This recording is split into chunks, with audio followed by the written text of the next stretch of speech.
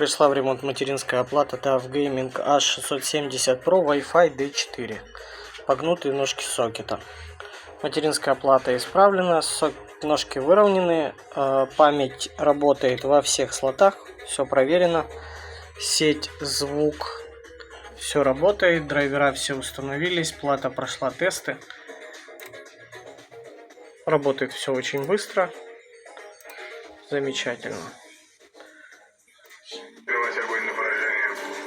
Сети, звуки, диспетчер задач, процессор валит до 4 ГГц, все отлично, память все видит, все работает, плата готова к выдаче.